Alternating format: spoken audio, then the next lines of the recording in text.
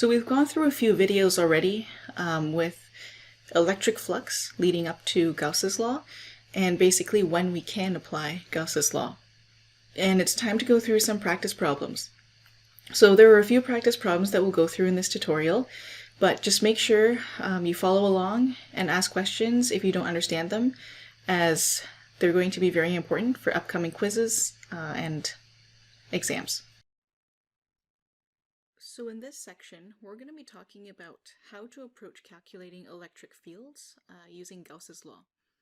So the first thing we have to understand is you can't just apply Gauss's law to any single situation. There are certain conditions that have to be met in order for us to apply this equation. So just want to mention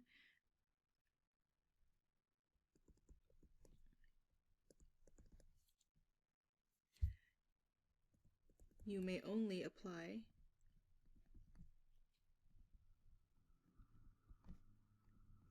Gauss's law to calculate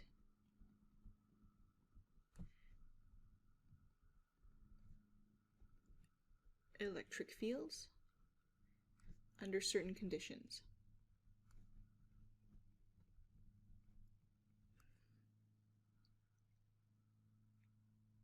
There's actually some sort of special symmetry called Gaussian symmetry, which I believe Professor Saini uses in this course quite a bit, and other textbooks might not refer to it this way. So let's just say there must be a special symmetry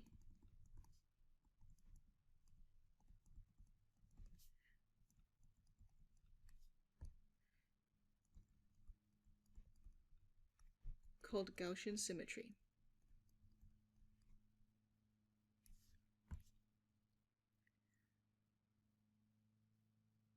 Where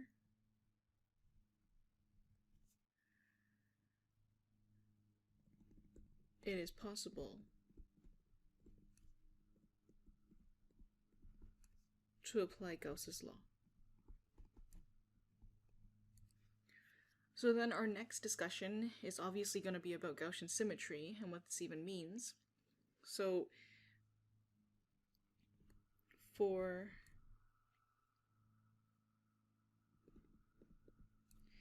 there to be Gaussian symmetry,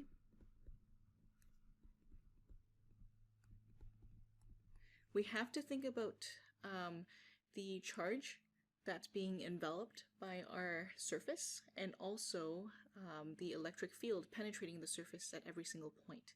So for there to be Gaussian symmetry, we need to analyze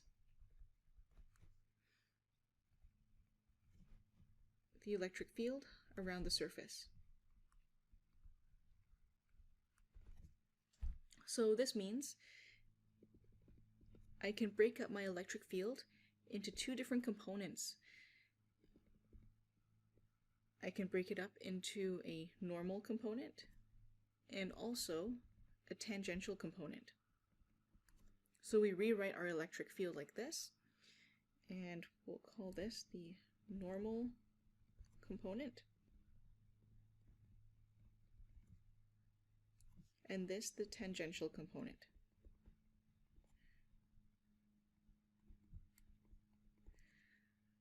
So if I were to draw a diagram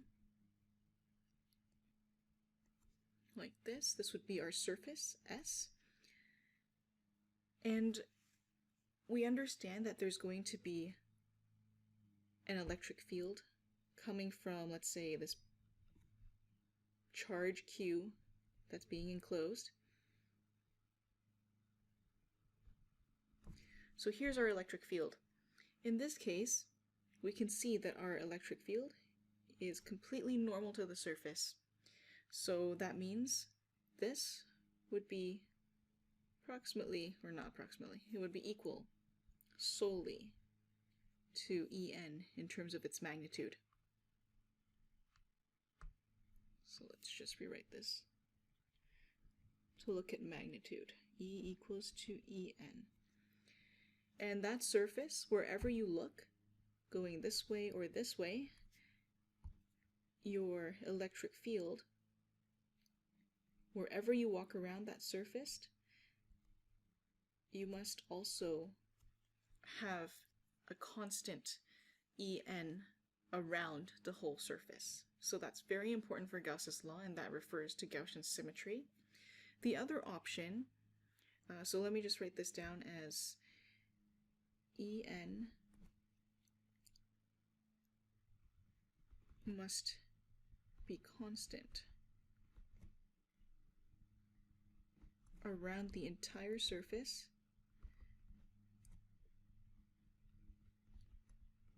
and be parallel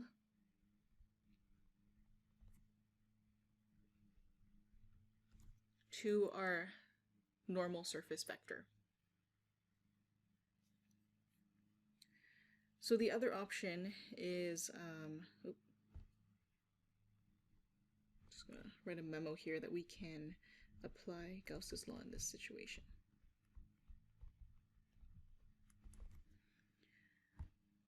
So the next option is if you have, once again, I'll use the same shape. So this is almost like a chunk taken out of a spherical surface. Say I have my charge Q here, and maybe I have my electric field like this. And that electric field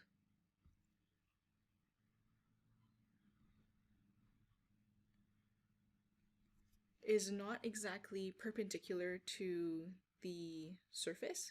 It's got a normal component and a tangential component.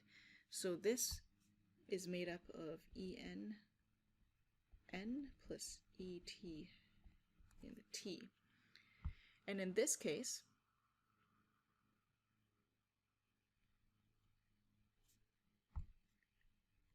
we can't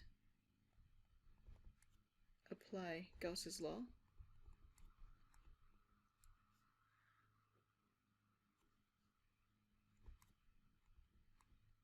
as there is a mixture of components. So what this tells me is that my En and my Et, they're not consistent around the whole surface. That means there's no way for us to achieve Gaussian symmetry, which means we can't apply Gauss's law.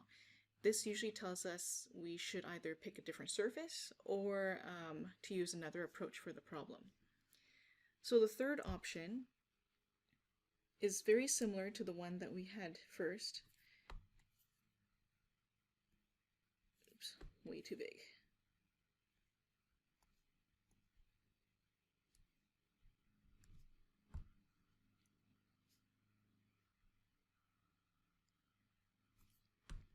It's probably better to draw a flat surface here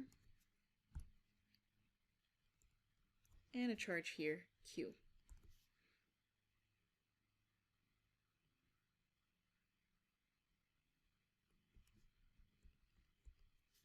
So in this case, if we take a look here, there's literally only one tangential component to the electric field. There are no normal components at all. So I can say the magnitude of the electric field everywhere on the surface is simply Et. So here we can also apply Gauss's law. So Et is constant around the surface for areas where En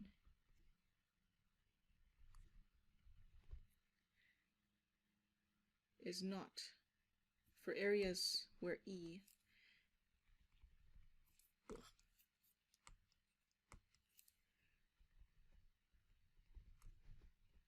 is not normal.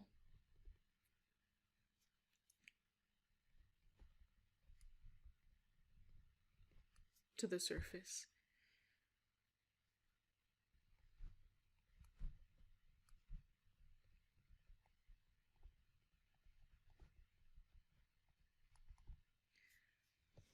Okay, so from what I've shown here, the main takeaway is that if you want to apply Gauss's law, you need to have Gaussian symmetry. And in order to achieve Gaussian symmetry, it means that wherever you walk on the surface, your electric field must be constant. So there are two options essentially that we can look at. The electric field is typically made up of normal and tangential components. In order for a Gaussian surface to, or a surface to have Gaussian symmetry, you have to make sure that either wherever you walk around your surface, it's either fully the normal component or fully the tangential component for each face.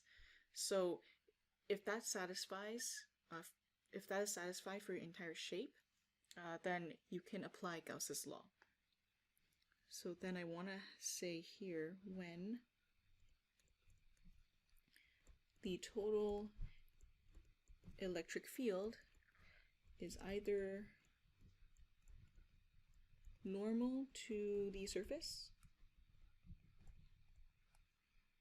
or only tangential.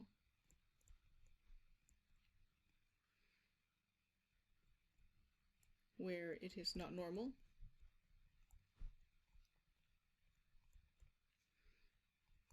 we can apply Gauss's law. So this would refer to a shape, for example,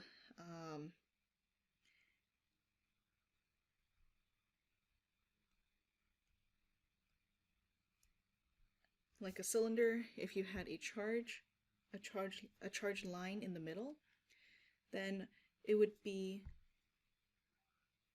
the same electric field going around the entire cylinder, but the electric field is going radially or radiating outwards. So that means at the two edges or the two caps of the cylinder, they're exactly tangential. So that means for the entire closed surface, the top and the bottom caps are fully tangential, and the surface or the curved surface is fully normal. So hopefully that makes sense.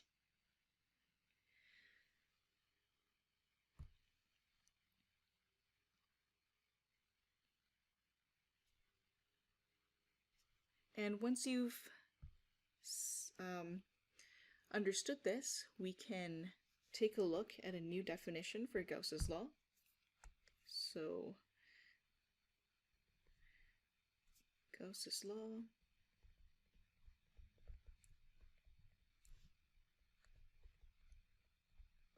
becomes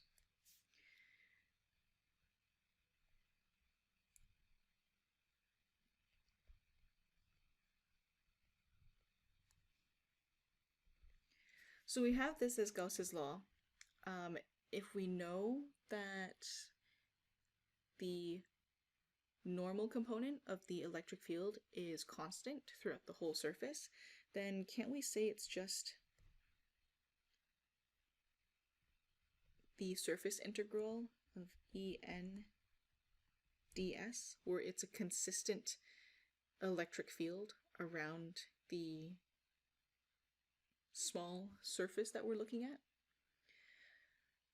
So that means I can rewrite this as En, oops, let's just, this is equal to En, which I can factor out, and I get ds. And I also know that Gauss's law is equal to Q enclosed over epsilon naught. So indirectly what I've done is apply Gaussian symmetry and be able to derive an equation or a simplified equation for the electric field, and that's a scalar quantity. So I can rewrite this and say the electric field normal to the surface is equal to Q enclosed divided by epsilon naught times the total surface area.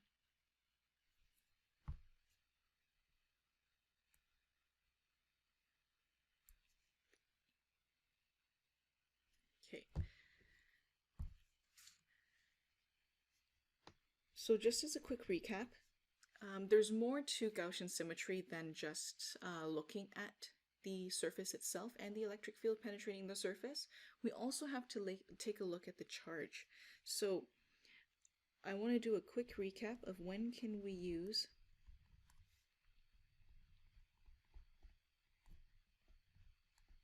Gauss's law. So for number one, when the total electric field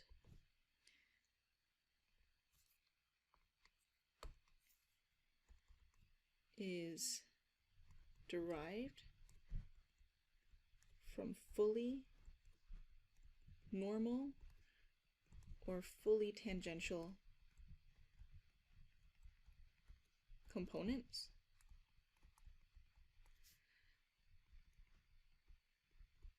with respect to each face or partial surface of your total shape. So that's like the cylinder I drew before.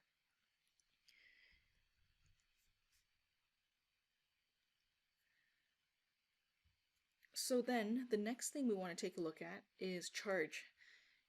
And you can probably glean it from our discussions before, but when you're walking around the surface that you've chosen, and you find out that your electric field is fully normal, wherever you're standing on that surface, looking into the surface at the charged object, then you should be able to look at the same total charge everywhere from that surface. So the total charge should be the same, or basically symmetrical,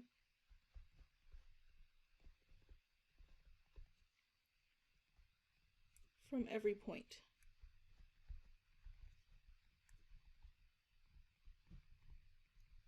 On the surface. And next, basically these two are the key things when we're trying to apply Gauss's law. The next thing I want to mention is that we can choose a surface to be around where we want to find the electric field,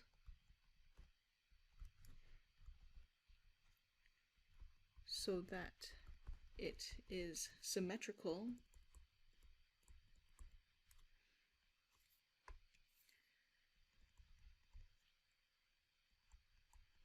to all charges.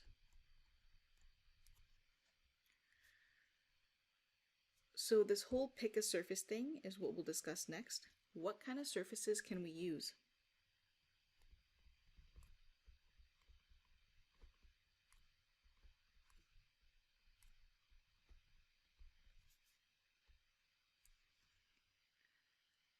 So these three surfaces that I'll go through, they're ones that you should remember, because depending on different charge distributions and different shapes of charged objects, you'll have to be able to apply one of these Gaussian surfaces in order to use Gauss's law. So I'll just say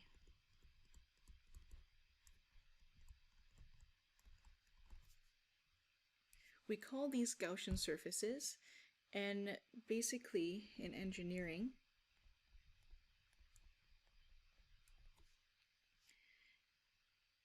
it is an arbitrary surface chosen to have Gaussian symmetry, so that we can apply Gauss's law.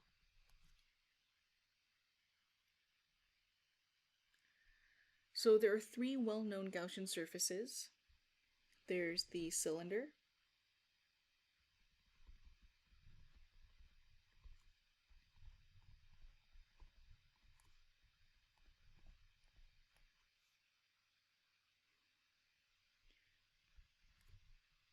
for an infinite cylinder.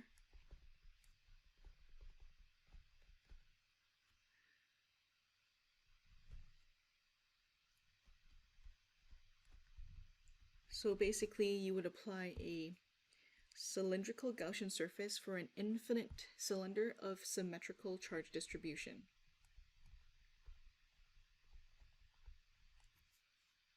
You can also have a spherical Gaussian surface, and that would be for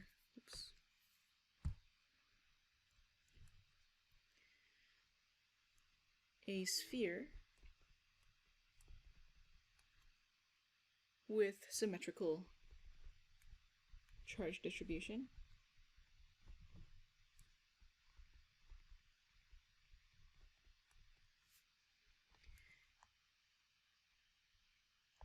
You can also have a box or a pillbox.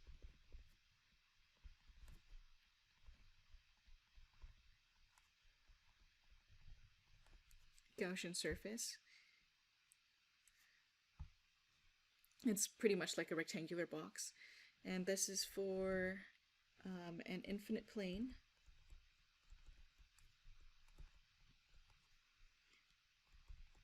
with, once again, symmetrical charge distribution.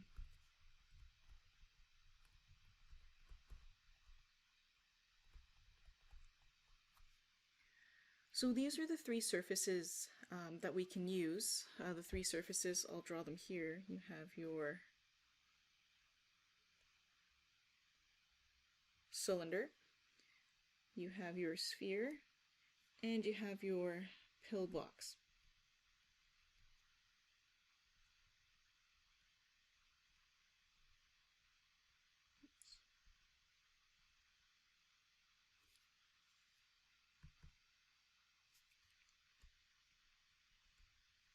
Like that.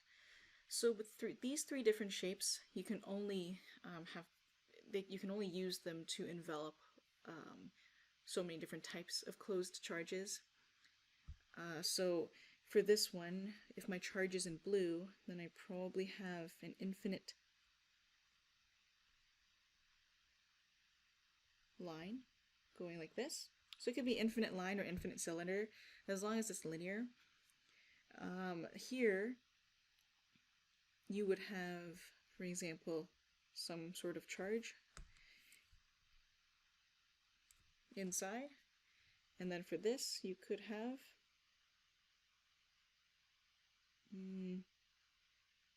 see how best to draw this.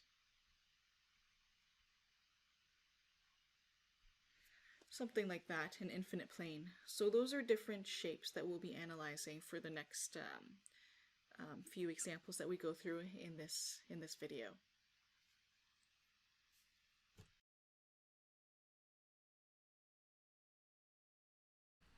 In this example, charge Q is distributed uniformly over the surface of a sphere with radius r. We're trying to calculate the electric field at a point P, a distance r away from the center of the sphere for all values of r.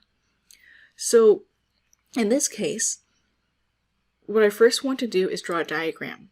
As I've mentioned before, with Gauss's law and the application of a Gaussian surface with Gaussian symmetry, it's all about being able to visualize your charged object as well as where it is best to place your surface.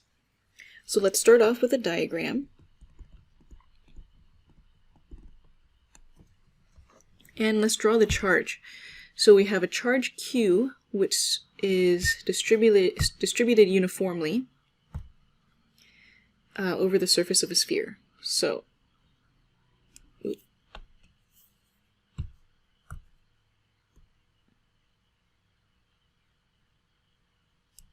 let's try that. So it's distributed over the surface of a sphere, so we can assume that we have charge all over the surface of the sphere.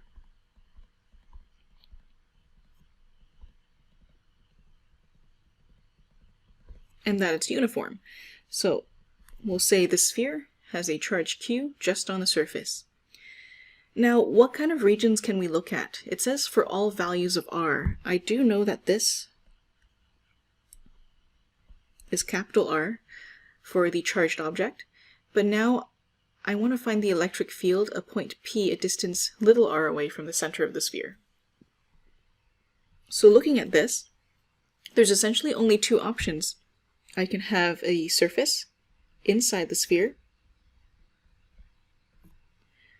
So in this case, we have surface 1. I can also have a surface outside the sphere.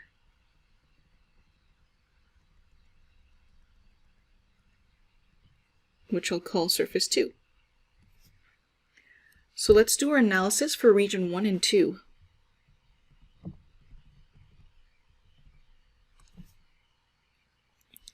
And when we talk about these regions, we also have to mathematically define them.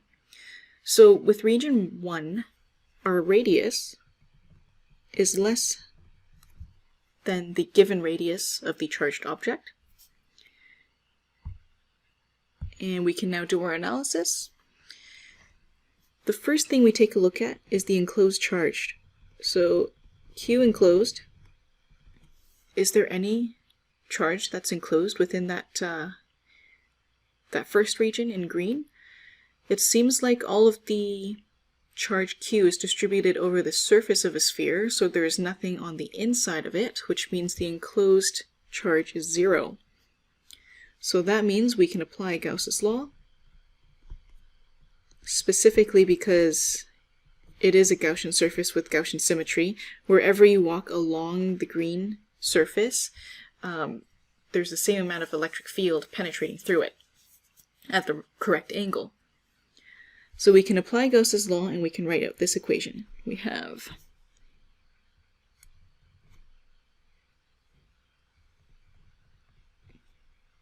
a Gaussian spherical surface. E ds is equal to Q enclosed over epsilon naught. So we start here.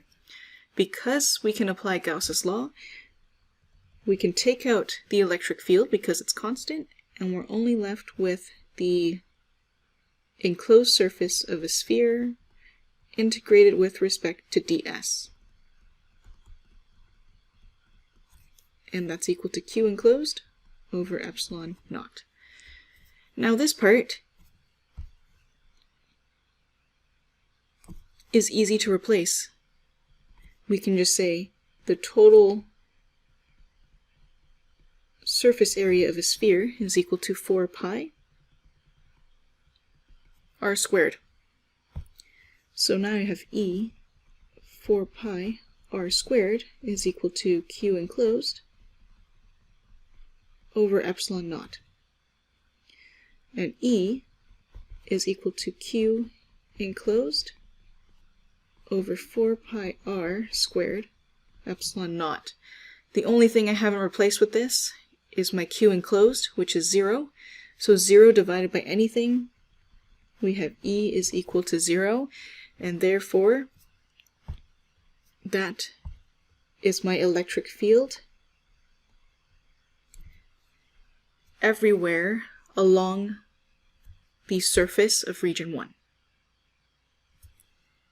So this is just way easier than calculating the electric field experienced by a charge a certain distance r away. If we can apply Gauss's law, our analysis becomes very, very short. So next, let's take a look at region 2. So we'll do region 2 here. To mathematically describe region 2, we have r being greater than capital R. And now we look at the enclosed charge. If we take a look at the red circle here, the enclosed charge is actually the entire surface Q. So that means Q enclosed is equal to Q. We know that everywhere we walk along here, there's going to be an electric field that penetrates through radially from this. And because it's a uniform charge distribution. The amount of charge here is the same amount of charge that's going to be here, affecting these areas on the surface. And that means the magnitude of the electric field being experienced by these 2 points on the red surface are going to be identical and exactly perpendicular or normal to the surface. So that means we can apply Gauss's law because we have a Gaussian surface.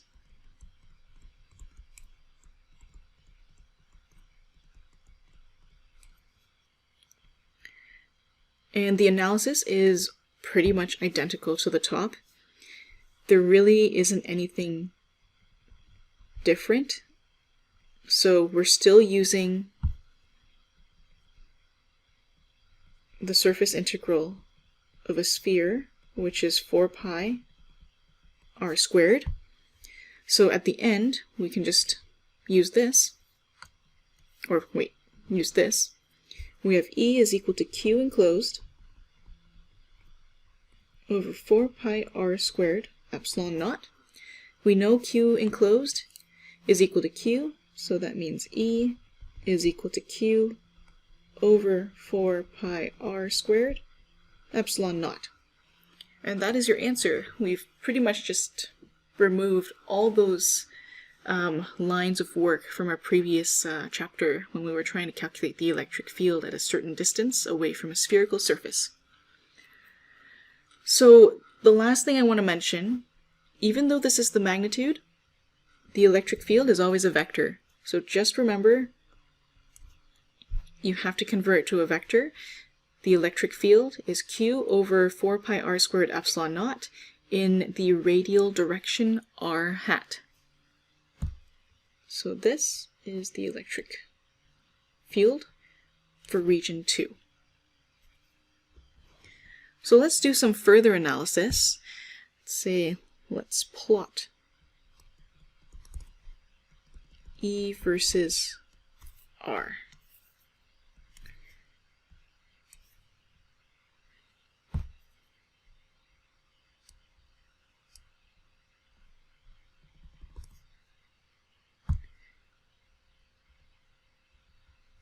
So I had my radius here, capital R, for the radius of the charged spherical surface. For any region, so for any region here where R is less than R, we found out that the electric field is 0, so that means we have that. Then we found out for a region, oops, let's choose blue here. So it's 0. Then for any region that's greater than R, we found out that electric field is proportional to 1 over r squared. So it's going to drop exponentially. That means we have a maximum somewhere here, and then it drops.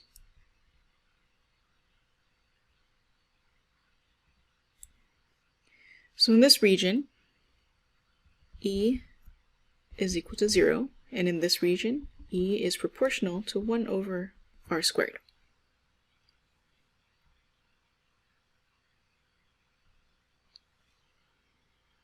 The other thing I want to talk about is why is E equals 0 inside the sphere.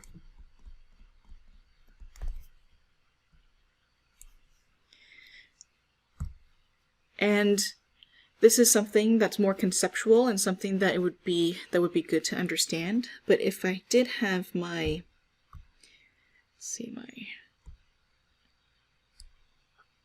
surface here,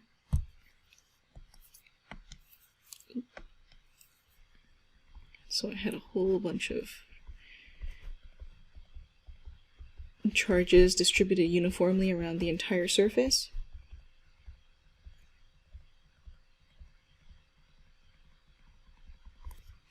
Like this. Let's say I have a point P here that I want to look at. So What I'm trying to prove right now is why the electric field can even be 0 in the whole sphere for any single point. So if I have a point here, it means that I can draw a straight line here, and I can draw a straight line here. And that means I can take a look at this, which I'll call surface area A2, and this, which I'll call surface area A1. And that point is going to experience an electric field from the charge contribution in A1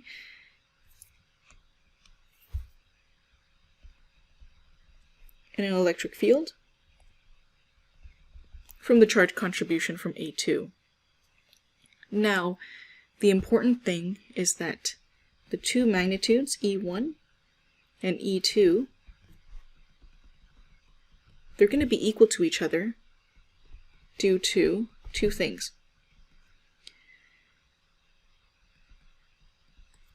They're proportional, so they are proportional to 1 over r squared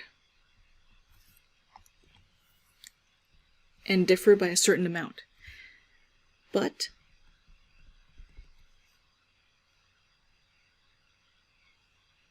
A1, the surface area A1 is actually greater than the surface area A2 by the same amount. That 1 over r1 squared is less than 1 over r2 squared. So what this is essentially saying is, in A1, you have a much greater charge contribution because of the larger surface area and how much charge is enveloped, but you also have a longer distance r. And because of the longer distance, because of the longer distance r1, it reduces the effect of that greater contribution. If we take a look at A2, we have a smaller charge, but also a smaller r as well. So that smaller r is going to allow a greater contribution from that smaller charge distribution in A2.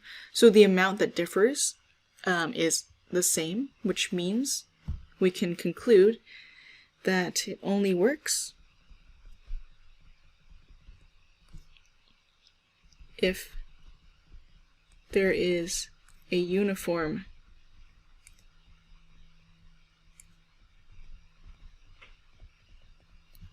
charge distribution.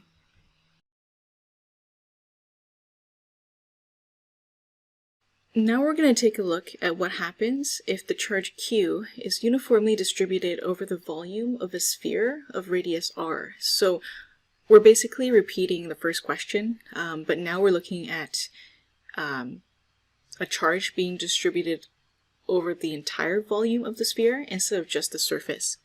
So let's start off with a diagram so that we can visualize this. And I'm going to use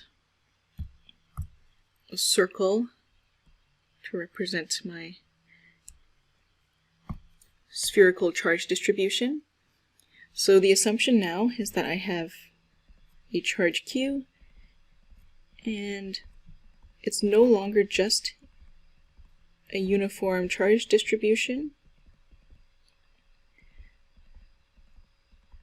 around the surface, but rather the entire object. So we have uniform charge distribution, and we also have the center of the sphere being here with a radius of r. And remember from the previous question, we had to figure out how many regions there were for us to perform an analysis. So it's pretty much exactly the same here. There is an inside region, which we'll call 1, and there is an outer region, where we choose a Gaussian spherical surface of 2. So there's region 1 and 2. We'll perform our analysis of region 1 first.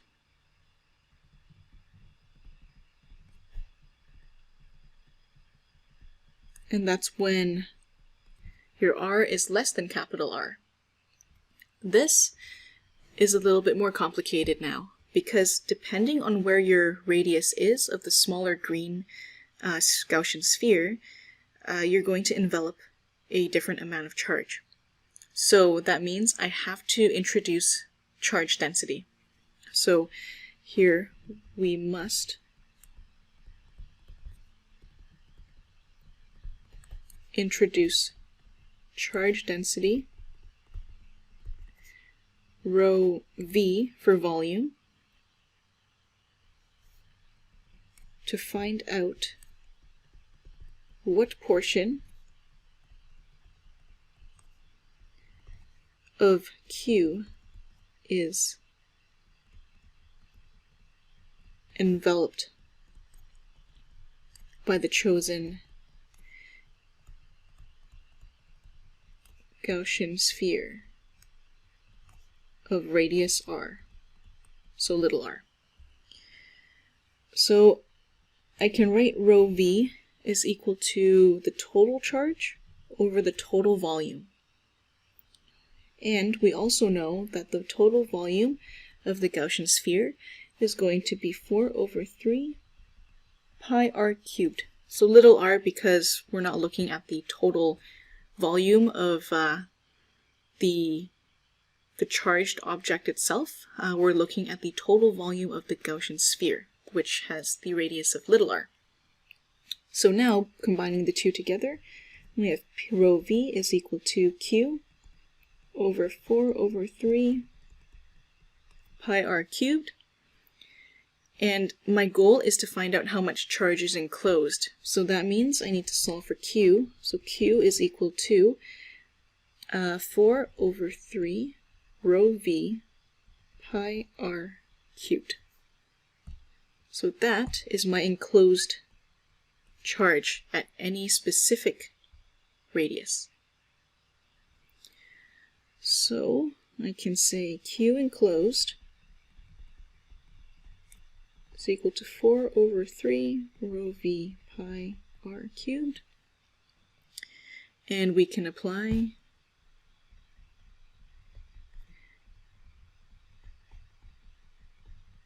Gauss's law. This means I have the same expressions. So the integral of E dotted with ds is equal to Q enclosed over epsilon naught. Now I can start to plug things in because we're experiencing the same amount of electric field everywhere on the surface. We can take out the E and we get the integral of ds for a sphere. And we have the total enclosed charge being 4 over 3 rho v pi r cubed divided by epsilon naught. So the important thing here is actually keeping in mind your Gaussian surface is always a surface. So this is always going to be 4 pi r squared. And the enclosed charge from that surface is a different story. That's why we used volume instead of surface. So now I have E times 4 pi r squared is equal to 4 over 3 rho v pi r cubed divided by epsilon naught. There are a few things I can cancel out, like 4 pi r squared. So E simply equal to rho v over 3 epsilon naught. Times an r. So are we done? Not quite. We always have to remember the electric field is a vector. So we just convert it to a vector at the end, and we have the electric field felt by any the electric field felt by any point around that radius of r on that Gaussian surface. So a few follow-up questions just for region 1. If rho v was equal to a function, would it still be symmetrical? And can we apply Gauss's law? So if you kind of think about it, if my charge density changes with respect to radius, then it's going to change radially outwards. My Gaussian surface is also changing radially outwards, but it means that wherever I walk along that surface, it's still symmetrical because all the charges along one specific radius are still constant. So that means here we should still be able to say that it's symmetrical.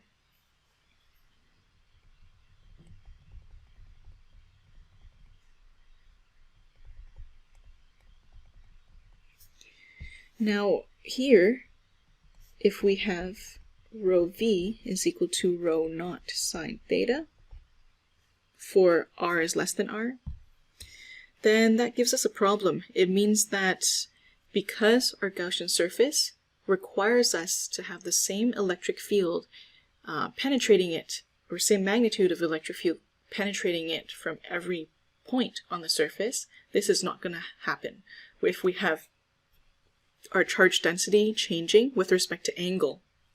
So we no longer have Gaussian symmetry.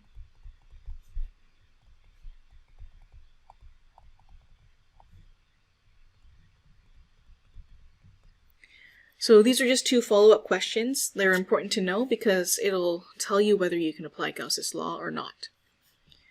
So that's our analysis for region 1. We still have region 2 to take a look at, so let's do that. Region 2 where r is greater than r. This one is easy. The enclosed charge is simply q.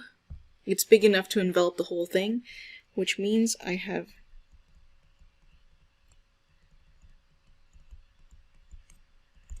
this form of Gauss's law.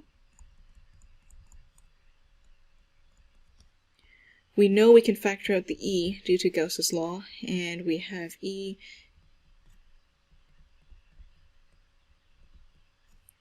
integral of ds, and then q over epsilon naught. We know that this is 4 pi r squared, so e is equal to q over 4 pi epsilon naught r squared. And we must convert it to a vector.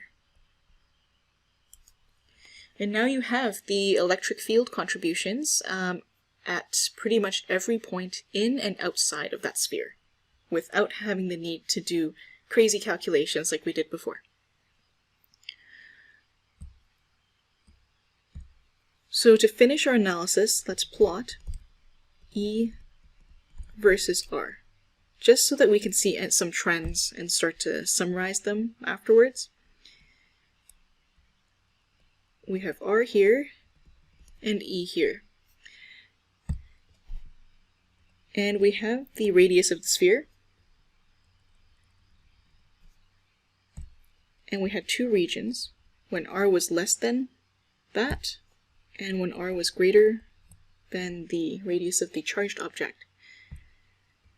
When R was less than the radius of the sphere, so inside the charged object, we find out that E is actually proportional to R.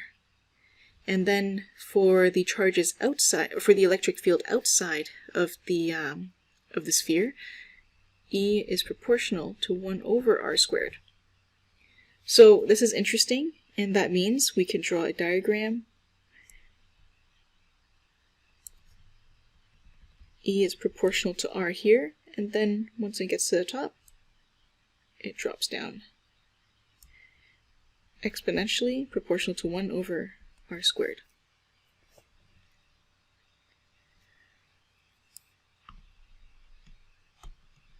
So these are just important trends to know, and we'll be summarizing those at the very end.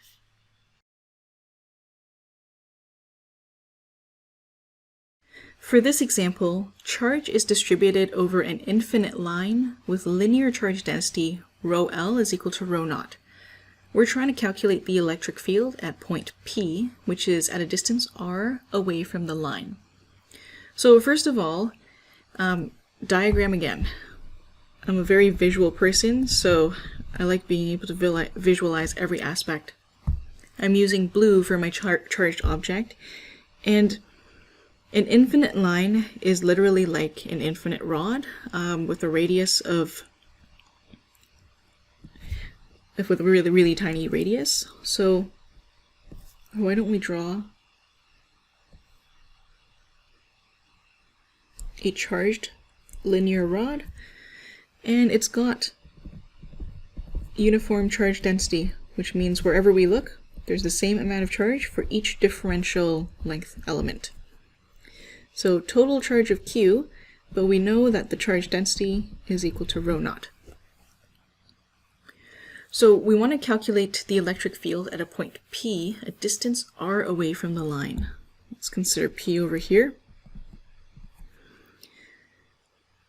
But I also have to figure out what Gaussian surface I need to use. Remember from our previous discussions, if we see a line or something linear or cylindrical, we should probably use a cylinder. So I'm drawing a dotted line to represent my Gaussian surface.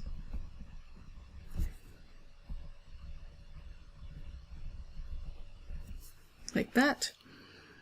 And this cylinder that I've just drawn, which is my Gaussian surface, has a length of L, or height of L, and a radius of R.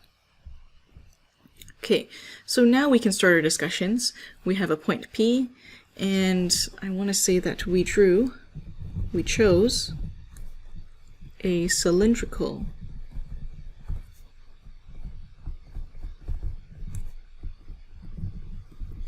Gaussian surface of length L and radius R around the line charge. The next thing I want to take a look at is the electric field. So I have to make sure it is a Gaussian surface. So if I take a look at this point in the middle, I know that if I take a look at a line charge and charge is distributed uniformly along the line, it means that the electric fields are going to radiate outwards from that line. So I have this.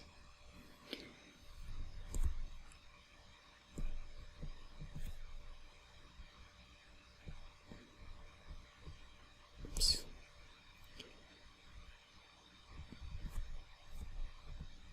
I'm trying to draw this better, but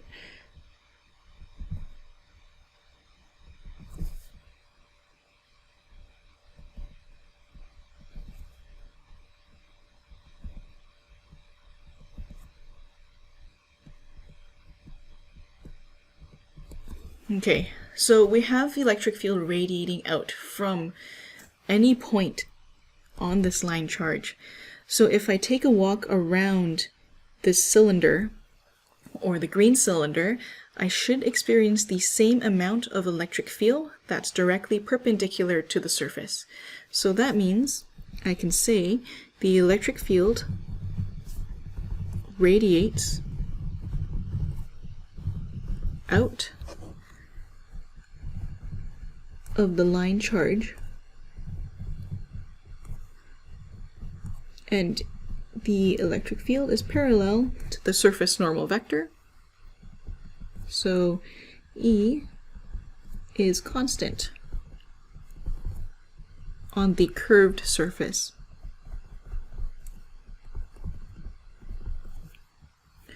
But we haven't finished our analysis yet. We also have to take a look at the two caps, because we've only analyzed the curved surface. I have to also take a look at the curved caps in order to get my closed surface. So here I had curved surface, and we know that it's fully normal, or that the electric field is fully normal. Now taking a look at the caps, let's take a look at the cap on the bottom. We also have electric fields radiating outwards.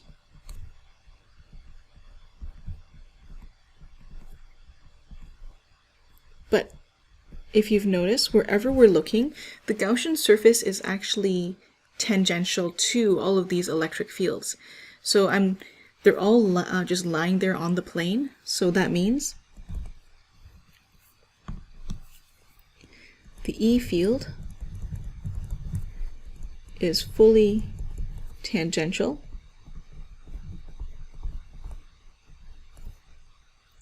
to the surface at the top and bottom caps of the cylinder. So going back to our discussions about whether we can apply Gauss's law, we now have a fully normal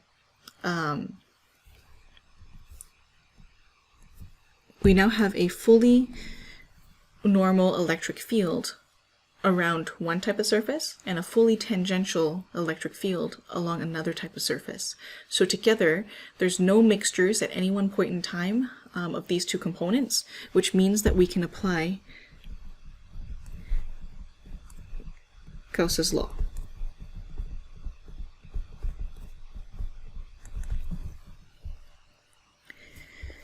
Okay, so we have the integral of E ds, which is equal to Q enclosed over epsilon naught.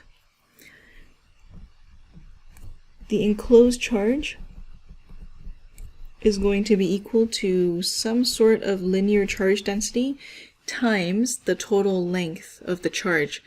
And the amount of length for the infinite line that's enclosed is just L, what we've chosen to be our the length of our cylinder.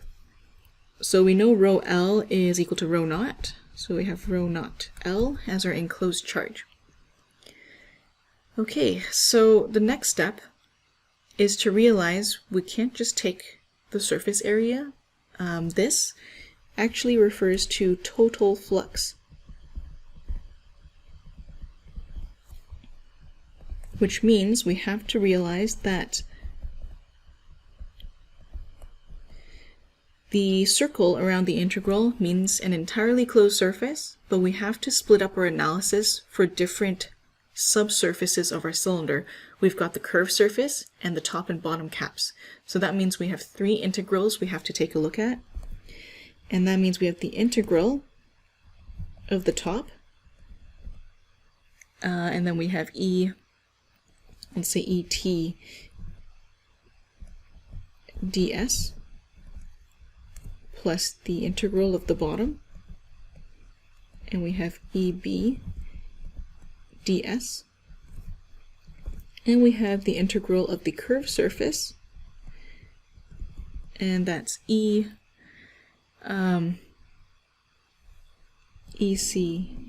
ds.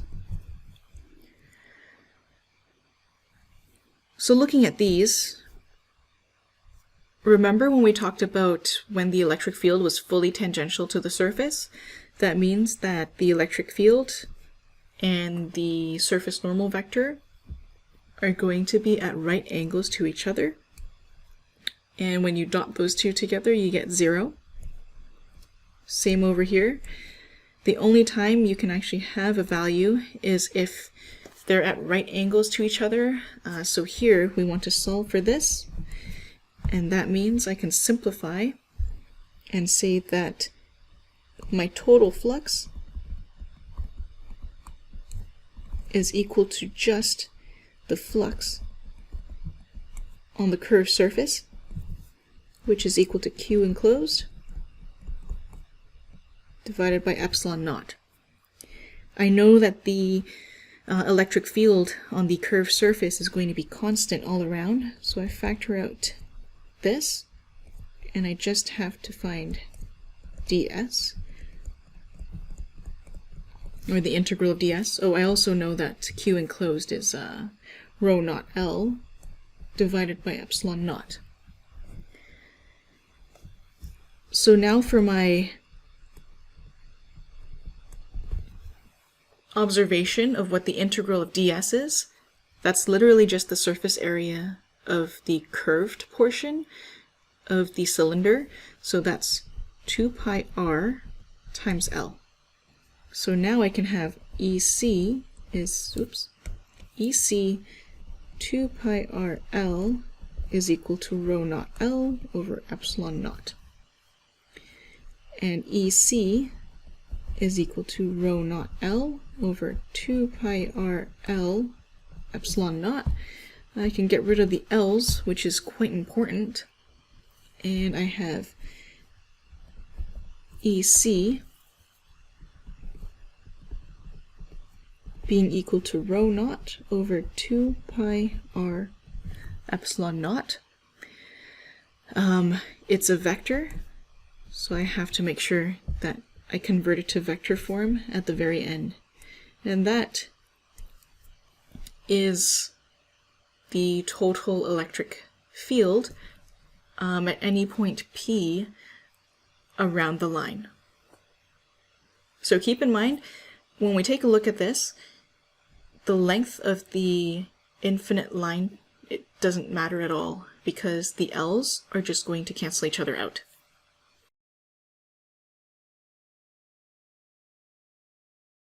For the last example we want to go through, charge is uniformly distributed over an infinite sheet with charge density given by rho s equals to rho naught. And we're trying to calculate the electric field at a height h above the sheet.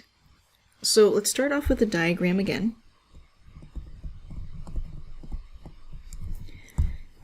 And this time, we're looking at an infinitely charged sheet. In the past, we've taken a look at a charged sphere, both hollow and volumetric. We've also taken a look at a line charge. Now it's time to look at a sheet. So let's draw the sheet here.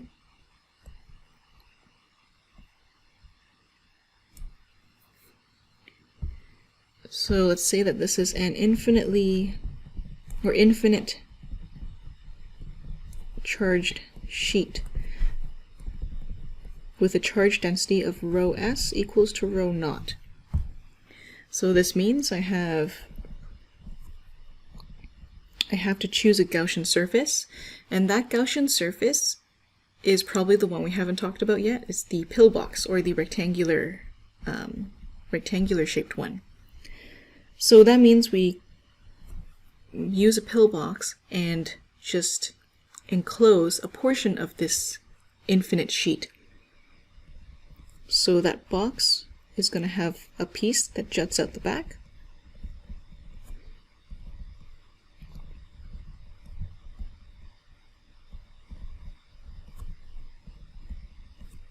And also a piece that juts out the front.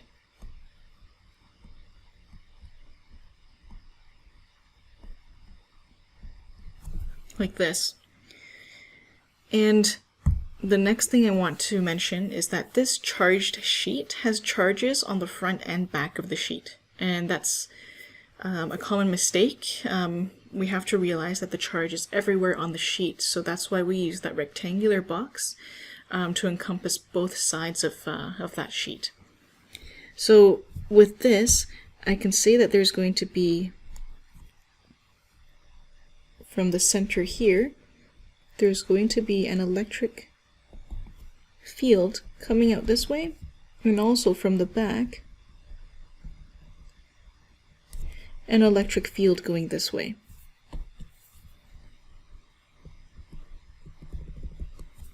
It will say that this is side 1, so we have a surface normal vector, and we also have a surface normal vector ds2 for the other side. So here we make a note that we have planar symmetry, and can choose a Gaussian surface that's rectangular.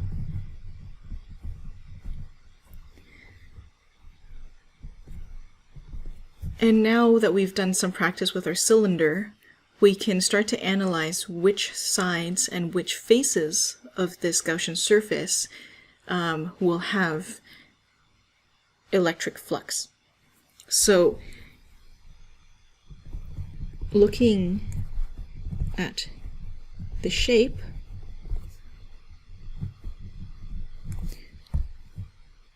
we have something like this.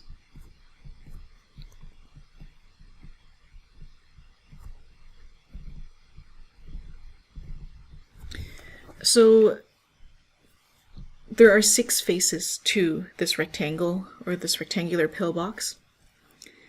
And we know that the electric field is going to point this way or this way. So looking at all of these, we only want to care about the front and the back side. Why? Because I also have electric field contributions coming out here, but they're all going to be tangential to the sides of this pillbox. So I can say that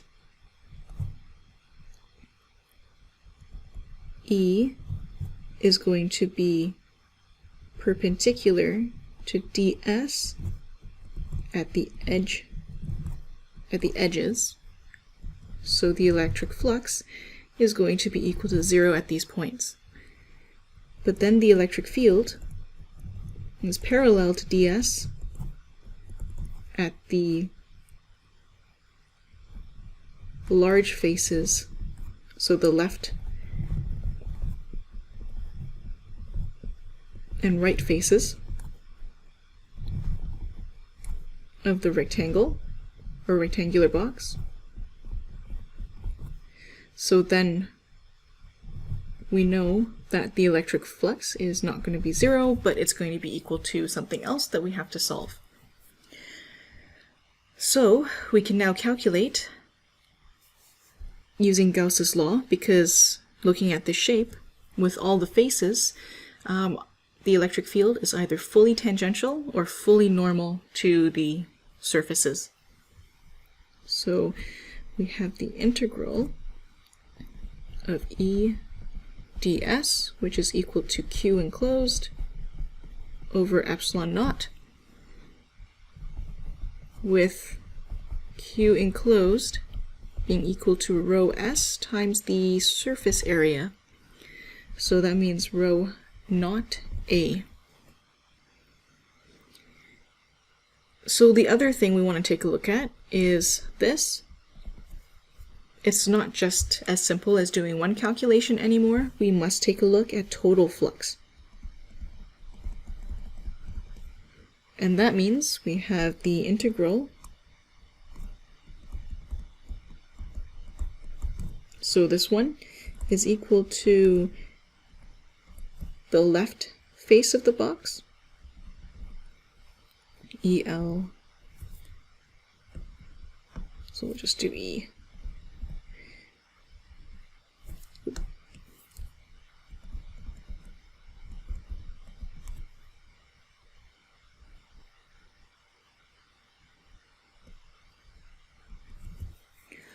Plus the right side of the box.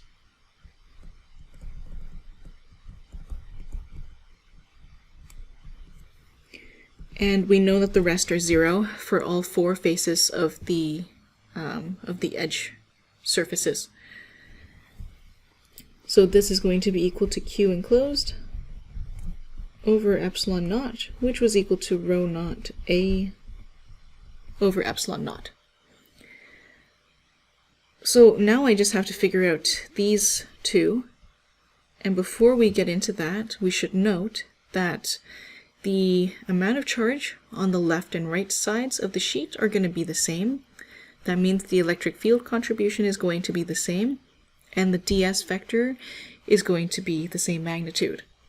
So that means we have E2, which is equal to EL,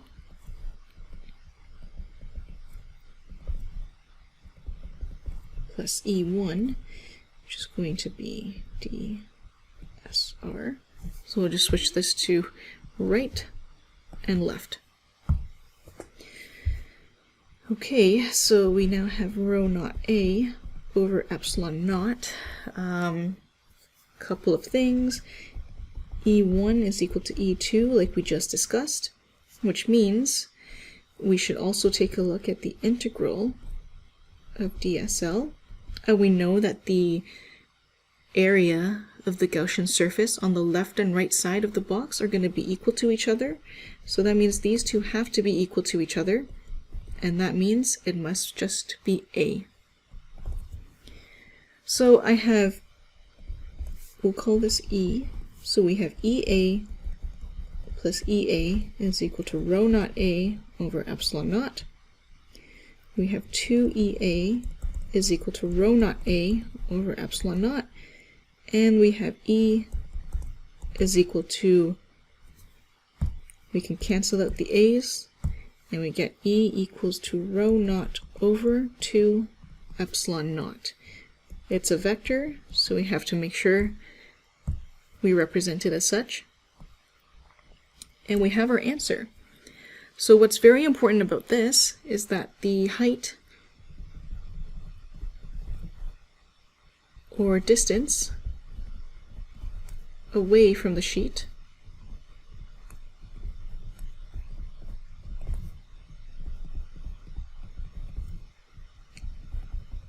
doesn't matter at all.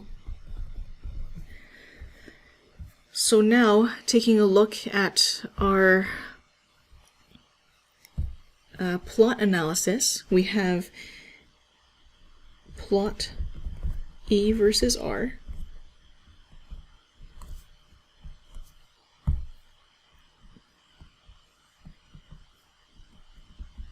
We have E and R,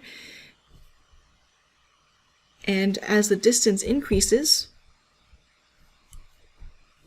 we just have a constant. So the electric field is the same no matter how far you move away from the infinite sheet. So in comparison,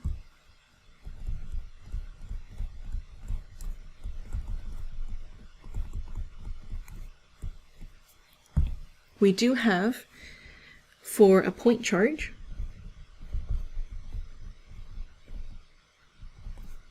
the electric field is proportional to 1 over r squared. So those were from our spherical examples. For an infinite line,